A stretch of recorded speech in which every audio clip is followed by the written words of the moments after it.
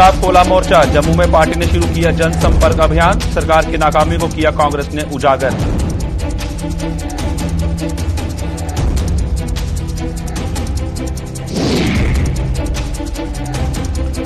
महबूबा के बयान को लेकर मचा सियासी घमासान। प्रदेश भाजपा ने की पूर्व मुख्यमंत्री के बयान की निंदा। अपनी पार्टी ने बयान को दिया मैच फिक्स करार।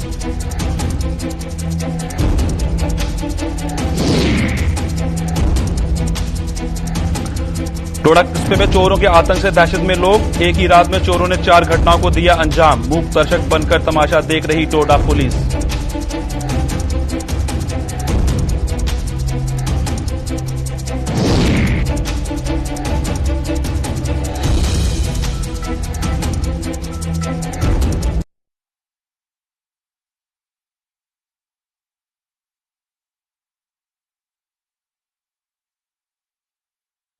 नमस्कार। खबरों की शुरुआत करने से पहले आपको सीधा ले चलेंगे हम उत्तराखंड के सीएम क्या अपनी बयानबाजी कर रहे हैं, क्या उन्होंने घोषणाएं की हैं, क्या वो संबोधन करते हैं, किस तरह जनता को देख रहे हैं।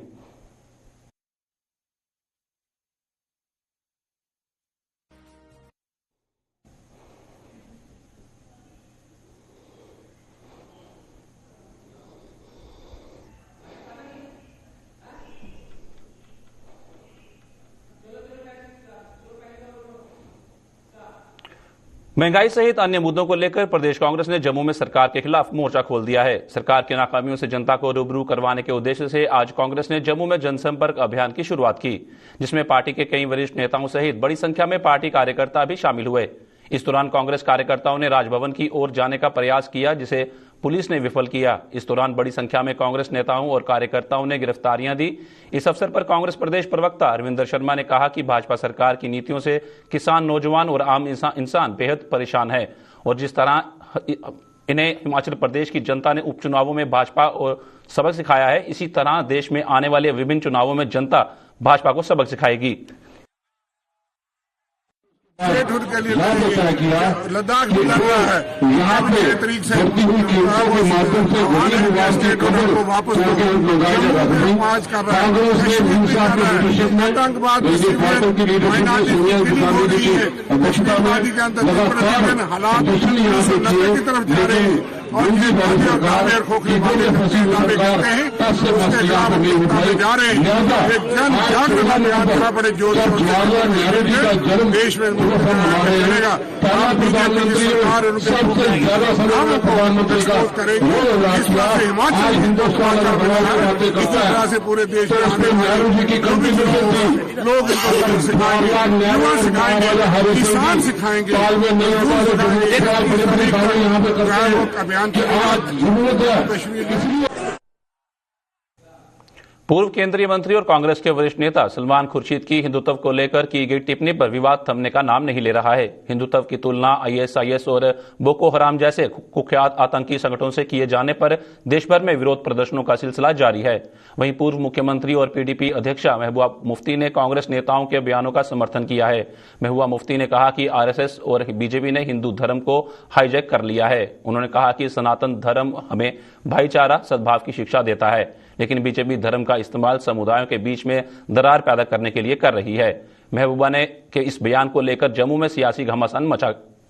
भाजपा ने महबूबा मुफ्ती के इस बयान की कड़े शब्दों में निंदा की है। वहीं अपनी पार्टी के महबूबा मुफ्ती के इस बयान की बीजेपी और पीडीपी का मैच फिक्स करार दिया है। अब बयानबाजी कर जम्मू और कश्मीर में वोट बटोरे और फिर मिलकर सरकार भी बनाई। महबूबा के इस बयान को लेकर नेशनल कॉन्फ्रेंस और कांग्रेस का क्या कहना है, आइए देखते हैं। देखिए कि आज कम्युनलिज्म का पाठ हमें कौन पढ़ा रहा है? महबूबा मुफ्ती साहिबा जैसा लीडर, जिनकी पूरी राजनीति कम्युनलिज्म के ऊपर है, जिनकी पूरी राजनीति हिंदू मुसलमान के फसादों के ऊपर है। हम भलीभांति जानते हैं कि अमरनाथ लैंड रोके समय जब बाबा अमरनाथ के श्रद्धालु अपने लिए एक छोटी सी जगह बालटाल में ढूंढ रहे थे और आपकी सरकार थी, आपने उन्हें वो जगह नहीं दी थी। और कश्मीर को जम्मू के साथ, हिंदू को मुसलमान के साथ लड़ाने वाली पार्टी आज हमें पाठ पढ़ाएगी। और सबसे बड़ी बात यह कि आरएसएस का शब्द अपने मुंह से ना निकालिए करें मैडम, क्योंकि आरएसएस राष्ट्रीय सेवा संघ है। ये वो लोग हैं जो राष्ट्र के लिए अपनी जान भी दे सकते हैं। आप लोगों की तरह नहीं जो पाकिस्तान के हिमायती और पाकिस्तान के लिए नारे लगाने वाले लोगों के लिए खड़े होते हैं। आप हमें ये पाठ ना ही पढ़ाएं तो बेहतर है। हम भली भांति जानते हैं आप जैसे लीडर को, जिनके प्रांत प्रांत हर 10 किलोमीटर के बाद बयान बदलते हैं। कश्मीर में आपके बयान कुछ और होते हैं, जम्मू पहुंचते हैं तो आपकी बोली बदल जाती है, और जब दिल्ली में होते हैं तब तो आपका वार्तालाप का जो जरिया है वो तो कुछ और ही होता है। तो इसलिए आप कम से कम ये नसीहतें हमें ना दीजिए, और हिंदू मुसलमान की बात आप जैसे लोगों के मुंह से बिल्कुल शोभा नहीं देती। देखिए, मैं ये समझता हूँ कि महबूबा मुफ्ती जी जो है वो सुर्खियां बटोरने के लिए इस किस्म के बयान देते रहते हैं। शुरू से ही इन पार्टियों का ऐसा रहा है कि मैच फिक्सिंग करते हैं कि एक पार्टी कोई बयान देती है जम्मू में तो उसका ये कश्मीर में दूसरे तरीके से बयान देते हैं। मैं समझता हूँ कि इनकी पार्टियों की ग्राउंड खत्म हो चुकी है, लोगों को असल मुद्दों से ये भड़का रहे हैं और ये इस किस्म की बयान दे रहे हैं। नहीं, ये देखो, मैंने इससे पहले कहा है कि ये बीजेपी और पीडीपी का मैच फिक्सिंग है। ये पहले भी जब चुनाव इन्होंने लड़ा, उन्होंने कश्मीर में लोगों के सेंटीमेंट भड़काए, इन्होंने जम्मू में भड़काए, बाद में इन्होंने मिलकर सरकार बनाई। अब भी ये इसी किस्म की बातें कर रहे हैं, ये जम्मू में कुछ और बयान देंगे, वो कुछ और बयान देंगे।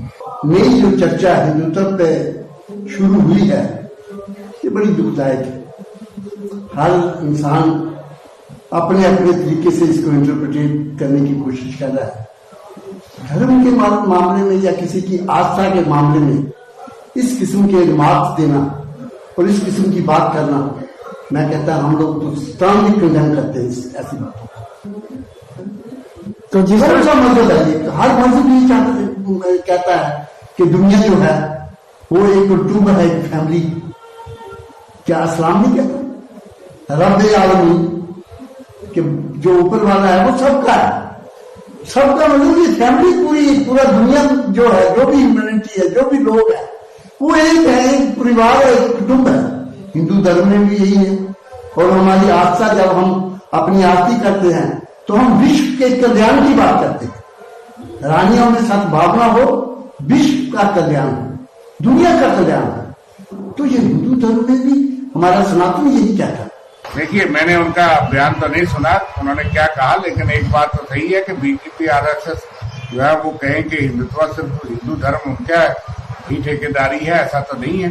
हिंदू धर्म में जो हिंदू धर्म का पालन करता है, हिंदू धर्म में पैदा हुआ है, हिंदू धर्म को फॉलो करता है, अपने अपने तरीके से फॉलो करता है। सिर्फ दिखावा करना वो कोई मायने नहीं रखता। और खास करके कॉन्स्टिट्यूशन हमारा ये प्रोहिबिट करता है कि आप धर्म का राजनीति में इस्तेमाल नहीं कर सकते, इसलिए खुलम खुला इस्तेमाल हो रहा है।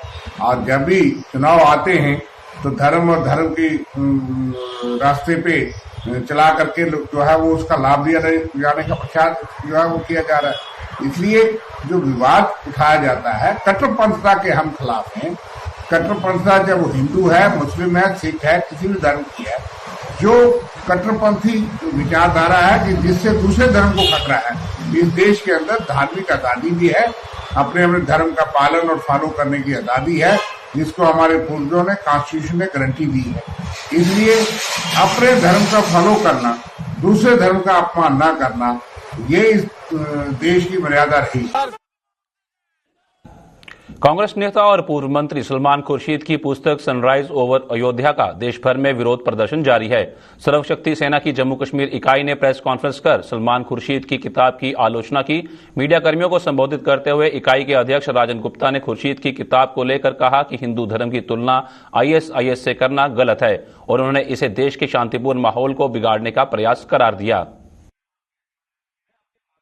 कहना चाहते हैं कि जिस तरह से सलमान खुर्शीद जी ने एक अपनी बुक पब्लिश की है और उसमें एक हिंदुत्व के बारे में 118वें पेज पे लिखा है, जिसमें उन्होंने हिंदुत्व को कंपेयर किया है इस लाइक आईएसआईएस और बोडो के साथ साथ कंपेयर किया है हिंदुत्व को। ये एक बहुत ही निंदनीय कार्य किया है उन्होंने। अगर ऐसे कार्य करने थे तो उनको अपनी बुक पब्लिश करने की जरूरत क्या थी। मैं आपके माध्यम से उनके पार्टी प्रेसिडेंट से, नेशनल प्रेसिडेंट से इतना कहना चाहूंगा कि ऐसे शरारती तत्व जो कमजोर बातें करते हैं और लोगों को जो भाईचारा बना हुआ उसको खराब करते हैं, इनको पार्टी से निकाल के बाहर करना चाहिए, ताकि ऐसे लोगों की वजह से जो पार्टी का नाम बदनाम होता है, आने वाले दिनों में इस चीजों से फर्क पड़ता है। मैं सलमान खुर्शीद जी से इतना कहना चाहता हूं, आपने तो बुक पब्लिश कर दी, लेकिन लोगों को रिएक्शन देख के अब भी आपको इतनी शर्म नहीं आ रही कि इस चीज को वापस लें, क्योंकि एक धर्म की भावना को भड़काना ये सबसे निंदनीय कार्य है। और ऐसे निंदनीय कार्य करते हुए आपको जरा भी शर्म नहीं आ रही है, क्योंकि इस तरह से लोगों का एक मोरल डाउन कर रहे हैं और एक धर्म के बारे में एक अभद्र भाषा का प्रयोग कर रहे हैं। डोडा कस्बे में चोरों ने एक साथ 4 चोरियों की घटनाओं को अंजाम देकर पुलिस व्यवस्था पर सवाल खड़े कर दिए हैं। चोरों ने एक रात में एक साथ 4 दुकानों को अपना निशाना बनाते हुए दुकानों से नकदी और सामान पर हाथ साफ किया। दुकानदारों ने जिला पुलिस की सुरक्षा व्यवस्था पर सवाल उठाते हुए आरोप लगाया कि पुलिस और सीआरपीएफ के जवान कस्बे की सड़कों पर तैनात रहते हैं, लेकिन उनकी मौजूदगी में कैसे चोर एक साथ 4 चोरी की घटनाओं को अंजाम दे सकते हैं। लड़के आए, सेल्समैन सुबह दुकान खोले, यहाँ देखा शटर टूटे हुए थे, दोनों तालों को जंदरे तोड़े थे शटर। तो अंदर से देखा तो यहाँ आकर हमने देखा तो यहाँ सारा बिखेर सामान बिखरा हुआ था। तो कैश तोड़कर ये लागत तोड़कर इसमें से ये 41,000 रुपया जो कि 2,000 के नोट थे वो ले गए हैं, और कटर होता है सरिया काटने का छोटा, और वो भी ले गए हैं। यहाँ हमारे अलावा और तो हमारे हमसाया है कलम, तो उनको भी चोरी हुई, उनको 30,000 रुपया शटर तोड़कर ले गए हैं। आप चाहते क्या हैं? हम चाहते हैं कि ये कम से कम पता चले ये कौन है, कौन लोग हैं, जबकि 12:35 पर कलमों के बाहर वहां पर पुलिस वाले 2 भी थे, तो हमारी दुकान पर ये 12:47 पर आए। आखिर ये हैं तो हैं कौन, इनको क्यों नहीं पकड़ा जाता है? कुछ ही दूरी पुलिस स्टेशन डोडा भी है, बिल्कुल है, कैमरे भी लगे हैं इनके घंटाघर पर भी, यहाँ मस्जिद हुदा के सामने भी, लेकिन इनकी ये लापरवाही की वजह से हो रहा है। सुबह जब हम आए तो हमने आप दुकान को देखा, यहाँ पे एक चाचा आया था, सब्जी लगाता है बाहर, तो जैसे ही आए इन्होंने देखा दुकान का जो ताला है एक साइड खुला हुआ था। तब हमने दूसरी साइड देखा, दूसरी साइड दुकान का खुंडा भी काटा हुआ था, उसको किसी ने तोड़ा, दुकान में अंदर घुसा है चोर। चलिए अब देखते हैं उत्तराखंड के सीएम क्या घोषणाएं कर रहे हैं और किस तरह जनता को संबोधन कर रहे हैं। मैं ये प्रयास करता रहा, हमारी पूरी सरकार प्रयास करती रही कि ये यात्रा चालू हो जाए, और बहुत प्रयास किया, सुप्रीम कोर्ट में भी गए, वहां भी कोरोना महामारी का, चूंकि इतनी बड़ी महामारी है कि कहीं से उसमें हमको रिलीफ नहीं मिल रही थी, हमको कहीं से छूट नहीं मिल रही थी। फिर हम दोबारा से हाई कोर्ट में गए, और हाई कोर्ट में जाने के बाद हमने कहा कि अब कोरोना महामारी कुछ कम हो गई है, इसलिए आप यात्रा चलाने की हमको परमिशन दे दीजिए। यात्रा हमको कुछ शर्तों के साथ चलाने की परमिशन मिली। फिर हमने दोबारा निवेदन किया तो यात्रा पूरी खुली, लेकिन यात्रा चूंकि अब बंद होने के कगार पर है। 20 नवंबर को हमारे बद्रीनाथ जी के द्वार बंद हो जाएंगे, 26 तारीख को, अभी 6 तारीख को पिछले केदारनाथ के कपाट बंद हो गए। इसी प्रकार से अन्य स्थानों पर भी यात्रा पूरी तरह से अब समाप्त होने वाली है। और ये यात्रा नहीं चलने के कारण से, पर्यटक नहीं आने के कारण से हमारे जो छोटे छोटे दुकानदार थे, टैक्सी वाले, होटल वाले, ढाबे वाले, सांस्कृतिक क्षेत्र में काम करने वाले, उनको भी जो है अपनी जीविका चलाना मुश्किल हो गया। क्योंकि अगर ये 6 महीने यात्रा चलती है, 5 महीने यात्रा चलती है, तो उससे पूरे साल भर का काम चलता है। तो हमने कहा कि ऐसे भाइयों के साथ भी, ऐसी बहनों के साथ भी हमारी सरकार सहयोगी के रूप में, उनके साझीदार के रूप में काम करेगी। और हमने 200 करोड़ रुपए का एक पैकेज पर्यटन और परिवहन के क्षेत्र के लोगों के लिए जो है किया। और मुझे खुशी है कि मैं जहां भी गया, मैं एक बार टेहरी गया, टेहरी जनपद में गया, तो वहां के लोग आए और वो बोले कि हम आपका धन्यवाद करना चाहते हैं कि आपने जो हमारा परिवहन क्षेत्र के लिए, पर्यटन क्षेत्र के लिए जो पैकेज घोषित किया था, उसका पैसा सीधे डीबीटी के माध्यम से हमारे खातों में आना शुरू हो गया है। इसी प्रकार से हेल्थ के क्षेत्र में काम करने वाले जो हमारी एएनएम है, जेएनएम है, हमारी हेल्थ के जो टेक्नीशियन है, फार्मासिस्ट है, डॉक्टर हैं, जो भी इस श्रेणी में आते हैं, उनके लिए भी हमने 205 करोड़ रुपए का पैकेज दिया कि अगले 6 महीने तक उनके खातों में पैसा आता रहेगा। अभी हमने आंगनबाड़ी बहनों का किया, आशा बहनों का किया, अभी उपनल कर्मचारियों का किया, हमारे ग्राम प्रधानों का किया। अभी हमने 207 जांचें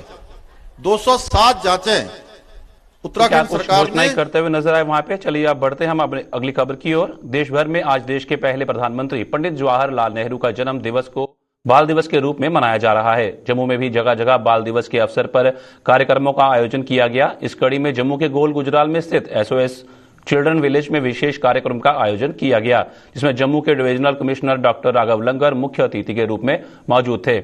इस दौरान बच्चों ने एक रैली निकालकर लोगों को नशे से दूर रहने का पाठ पढ़ाया। वहीं डिविजनल कमिश्नर डॉक्टर राघव लंगर ने बच्चों की देखरेख के लिए की गई व्यवस्था की जमकर तारीफ की। हमारे जवाहरलाल नेहरू भी थे, आज उनका बर्थडे है, तो आज जो हमने रैली निकाली है इसका एक मोटिव ये भी है कि हम अपनी सोसाइटी को ड्रग्स से दूर रखें और उनको ये बता सकें कि ये हमारी सोसाइटी स्पेसिफिकली हमारे जम्मू को बहुत ही ख़राब कर रही है। और सेकेंडली हमारे जो चिल्ड्रन राइट्स हैं उनके लिए भी, और जो हमारे चाइल्ड अब्यूज़ होते हैं उनके लिए भी एक ये रैली निकालना एक हमारा मोटिव है। जो जवाहरलाल नेहरू थे उनको चाचा नेहरू से जाने जाते थे, क्योंकि उनको जो थे उनको बच्चों से बहुत प्यार था। और इस दिन उनका जन्मदिन होता है। उनका जन्मदिन 14 नवंबर 1889 में हुआ था और उनको गुलाब जो थे वो बहुत पसंद थे और उनको बच्चों से बहुत ज़्यादा प्यार था। आज यहाँ पर जो SOS चिल्ड्रन विलेज में हम लोग आए थे, तो यहाँ पर एक जो ग्रुप केयर का जो यहाँ पर कॉन्सेप्ट देखा, एक पूरे फैमिली एनवायरनमेंट में आप देख रहे हैं घर बने हैं जिसमें कि 7, 8, 10 बच्चे अपनी मदर के साथ यहाँ पर रहते हैं और उनको पूरा फैमिली केयर एंड एनवायरनमेंट मिलता है। तो मैं समझता हूँ ये भी बहुत एक आज यहाँ पर सुखद एक्सपीरियंस रहा और इसको अन्य जगहों पर भी रेप्लिकेट करने के लिए हमें प्रयासरत रहना है। और मैंने यहाँ पर जो हमारे जिला प्रशासन के जो अफसरान यहाँ पर आए हैं उनसे भी गुजारिश की है कि जितना मैक्सिमम हम लोग सपोर्ट कर सकें इस पूरी ऑर्गेनाइजेशन को हमारे द्वारा किया जाए। और यहाँ पर जितना भी स्टाफ है और जो मदर्स यहाँ पर बच्चों को केयर कर रही हैं उन सबको जो है वो बहुत हमारी तरफ से शुभकामनाएं, जो कि इतना अच्छा कार्य यहाँ पर कर रहे हैं। और सेल्फलेस तरीके से पूरा स्टाफ, यहाँ के डायरेक्टर साहब और उनकी पूरी टीम जो है जो काम कर रही है, सेल्फलेस सर्विस दे रही है, उस सब के लिए जो है हम लोग अपनी तरफ से पूरा धन्यवाद ज्ञापित करें। बीते 2 वर्षों से कोरोना की वजह से लोगों को काफी परेशानियों का सामना करना पड़ा। कई बड़े समारोह कोरोना के डर से स्थगित कर दिए गए। कोरोना महामारी के कारण ही जम्मू में लगने वाले झीड़ी मेला प्रशासन ने स्थगित करने का फैसला किया है। मेला स्थगित होने के कारण स्थानीय लोग और दुकानदारों में मायूसी देखी जा रही है। इन लोगों का कहना है कि मेला लगने से यहाँ पर लाखों की संख्या में श्रद्धालु आते थे और श्रद्धालुओं के आने से उनकी दुकानदारी भी अच्छी चलती थी, लेकिन मेला रद्द करने से उनकी उम्मीदों पर पानी फिर गया है। साथ ही प्रशासन से सवाल किया कि अगर रैलियां हो सकती हैं तो मेला क्यों नहीं हो सकता। के पास ही डब देता गाँव हमारा, और हर साल हम इधर सब्जी दुकान लगाते हैं, फ्रूट और जी और भी बड़े सारे गन्ने दियाँ, पकौड़ियाँ दियाँ, जलेबियाँ दियाँ, बाकी बड़ी सारिया दुकाना लगदियाँ ने और बड़ी सारी उम्मीदां ने भाई जे मेला लगी जाए तो मेरा गरीब जनता भुखी मरो बेचारी, ते पूरे साल में एक बारी कमाई का साधन होता है। मेला नहीं हो रहा है, अब मेले को उन्होंने सस्पेंड कर दिया है कि मेला इस बार नहीं होगा, तो कितने लोग जो नाखुश हैं और कितना नुकसान होने का डर है किन लोगों को? सर जी देखो गन्ना गुन्ना भी इतने बड़ा बिकता है कि चीज मेले में, और बड़े लोग बाहरों आते, कोई क्रूज पे जा, कोई किसी तरीके से अपना टाइम पास करा, लेकिन कितने मरने गल है। बाहर देखो रैलियां होइयां, जलसे हुआ दे, बड़ा किसी मतलब करा एक बारी इतने मेला हो जाता है, सारे लोगों की उम्मीदा ही भाई अपने बच्चे जो शल फुलके आराम दे खाई लेंगे। तो मतलब इस बार मेला नहीं हो रहा है, हमें बहुत दुख है इस चीज़ का कि क्यों मेला ये क्यों नहीं करवाना चाहते हैं। देखो पंजाब में मेला हो रहे हैं, रैली निकल रही है, ठीक है, हर घर घर में मतलब रैलियां जा रही हैं सरपंचों के, पंचों के, हर चीज़ की, ठीक है, लेकिन हमारा ये छोटा सा मेला था एक बाबा जी का और बुआ दाती का, इन्होंने ये मेला कैंसिल करवा दिया। तो हमें इतनी उम्मीद थी, हमने जो हमारे किसान भाई जितने भी हैं यहाँ पे, तो उन्होंने गन्ना वगैरह फूल माला वगैरह ये लगाई हुई थी, और मतलब ये मतलब नहीं हुआ कुछ भी इनका, नहीं तो इन्होंने दुकान डाली कोई नहीं, मतलब दुकान की परमिशन दी डीसी ने, मतलब कुछ नहीं है। हमें बहुत मतलब दुख है। तो इस बात से हम ये कहना चाहते हैं कि मतलब देखो आगे आपने कुछ करना है कि हमारा मेला आगे जो आने वाले साल का मेला थोड़ा सा अच्छा सा हो और हमारी दुकानें चलें, हमें कुछ प्राप्त हो। मैं अम्बाले से आया हूँ, लेकिन ये मेला बोल रहा है भाई नहीं हो रहा, मेला होना चाहिए। तो सब चीज़ें जब वातावरण से निकल गई हैं तो छोटे मोटे दुकानदार ये 2 साल हो गए हैं, उन्होंने भी कमाना है, हर आदमी को कमाई चाहिए, वो बेचारे बैठे हैं। तो उनको भी मतलब उम्मीद होती है भी हम भी मेले में कुछ ना कुछ कमाएं। जम्मू के परेड ग्राउंड में चल रहे निर्माण कार्य से स्थानीय खिलाड़ी गदगद हैं। इन खिलाड़ियों के मुताबिक ग्राउंड की अपग्रेडेशन के साथ साथ यहां पर अब टर्फ विकेट का भी निर्माण हो रहा है, जो खिलाड़ियों के लिए बेहद फायदेमंद साबित होगा। उन्होंने कहा कि टर्फ विकेट के बनने से कई नई खिलाड़ियों को अपनी क्रिकेट प्रतिभा दिखाने का मौका मिलेगा और उन्हें भी इमरान मलिक की तरह राष्ट्रीय टीम में खेलने का अवसर मिलेगा। देखिए, ये जो इनिशिएटिव अभी गवर्नमेंट ने लिया है, ये काफ़ी अच्छा इनिशिएटिव है। एज पर स्पोर्ट्स के हिसाब से अगर हम देखें और भी बड़ी चीज़ों के हिसाब से हम देखें, लेकिन जहाँ तक मुझे लगता है कि ये जो इनिशिएटिव आज गवर्नमेंट ने लिया है, ये इनिशिएटिव अगर कुछ साल पहले लिया होता तो शायद जो जैसे आज इमरान मलिक हमारे जो JNK के जम्मू के रहने वाले हैं, मेरे फ्रेंड हैं, वो आज इंडिया टीम के लिए सिलेक्ट हुए हैं। तो सबसे बड़ी बात यह है कि उनको तो हम कंग्रेचुलेशन करेंगे ही करेंगे, लेकिन ये हमारे लिए एक बड़ा सौभाग्य का मतलब समय है कि हमारे साथ लड़का खेल के गया है, आज इतना दूर पहुंचा है। लेकिन अगर गवर्नमेंट ने ये इनिशिएटिव थोड़ा पहले लिया होता तो शायद एक उमरान मलिक नहीं, यहाँ से 11 के 11 उमरान मलिक जाते। यहाँ की जो मतलब जो लोकल प्लेयर हैं जो अभी यहाँ पे खेल रहे हैं, जो पसीना बहाते हैं, तो उनको जो कहीं ना कहीं जो प्लेटफॉर्म उनको नहीं मिला, वो उसका ब्लेम जो है वो गवर्नमेंट को करता हूँ। लेकिन अभी जिस हिसाब से उन्होंने ये काम स्टार्ट किया है, पवेलियन बन रहा है, टर्फ विकेट बन रही है, तो इस हिसाब से देखें तो ये एक अच्छा इनिशिएटिव है। मैं अप्रिशिएट करता हूँ गवर्नमेंट को कि आपने ये डिसीजन लिया, क्योंकि काफ़ी सालों से ये जो ग्राउंड थी इसकी बड़ी खस्ता हालत थी। यहाँ पे कोई मतलब इतनी ज़्यादा डेवलपमेंट नहीं थी, पानी नहीं था, या फिर देखें अब शेड नहीं थे, तो बड़ी ख़राब सी ग्राउंड थी जिसमें एक दिन एक संडे में अगर मैच ही कोई खेलने आता था तो एक जगह पे ही आगे 8 विकेटें लगी होती थी। तो कई बार ऐसा हो जाता था कि एक विकेट से एक बैट्समैन शॉट मारता, आगे किसी फील्डर को लग जाती थी, तो उसमें प्रॉब्लम हो जाती थी। तो कई बार कुछ ऐसा भी हुआ कि बड़ी सीरियस इंजरीज जो हैं वो प्लेयर्स को हुई हैं, जिस वजह से वो आप दोबारा गेम को कंटिन्यू नहीं कर पाए हैं। यहाँ पे भैया यहाँ ग्राउंड बन रहा है, यहाँ पे आगे वगैरह ग्रास वगैरह लगेगा और नेट्स भी इम्प्रूवमेंट कर रहे हैं नेट वगैरह में। बाकी नीचे वाला ग्राउंड तो ठीक ही है। सबसे बढ़िया बात है जो यहाँ पे टर्फ विकेट बनने जा रही है, जो कि जम्मू में काफी कम जगह मिलता है। टर्फ विकेट की वजह से जो है यूथ में जो आएगा क्रिकेट को, जो असली नॉलेज होगी क्रिकेट की, वो यहीं से गेन कर पाएगा यूथ। तो इस वजह से जो है एक अच्छा इनिशिएटिव ले रही है गवर्नमेंट बच्चों के लिए। और साथ ही आउटफील्ड जो होगी वो पूरी ग्रीनरी आउटफील्ड होगी, जिससे कि जो यहाँ की टीम्स होगी उनको काफी मतलब अच्छा लगेगा खेलने में और काफी कुछ सीखने को मिलेगा। मौसम की मार से खराब हुई धान की फसल अब किसानों के लिए नई मुसीबत बन गई है। किसानों के मुताबिक फसल को खेतों से उठाना उनकी जेबों पर भारी पड़ रहा है, लेकिन सरकार की ओर से उन्हें अभी तक कोई मदद नहीं मिल रही। इन लोगों के मुताबिक जब तक खेतों से धान की खराब फसल नहीं हटती तब तक वो गेहूं की फसल नहीं लगा सकते, लेकिन भारी खर्चे के चलते वो इस फसल को नहीं उठा पा रहे हैं। पीड़ित किसानों ने सरकार से अधिक मुआवजा देने की मांग की है।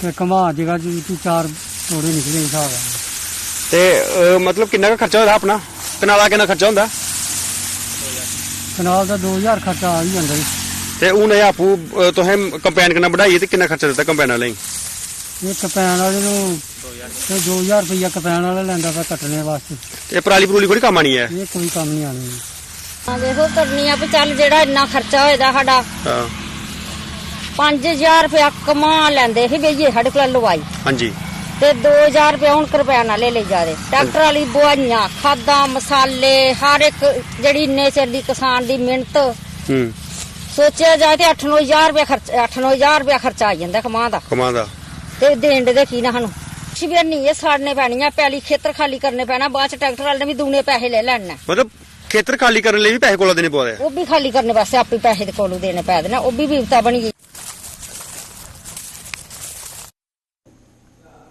सीमावर्ती पुंछ जिले की मेंढर सब डिवीजन के भाटादोड़िया के प्राथमिक स्वास्थ्य केंद्र में एम्बुलेंस न होने के कारण लोगों को बड़ी परेशानी का सामना करना पड़ रहा है। इस प्राइमरी हेल्थ सेंटर में एक एम्बुलेंस मौजूद है, लेकिन वो काफी समय से खराब पड़ी हुई है।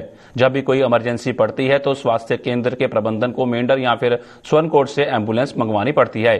वहीं स्थानीय सरपंच अब्दुल कयूम खान ने आरोप लगाया कि एम्बुलेंस की कमी आम जनता को भारी पड़ रही है। उन्होंने कहा कि वो कई बार एम्बुलेंस की मांग सरकार से कर चुके हैं, लेकिन अभी तक सरकार ने उनकी इस मांग को लेकर कोई कदम नहीं उठाया। प्रॉब्लम की बात यह है कि एम्बुलेंस हमारे पास पिछले कई सालों से नहीं है।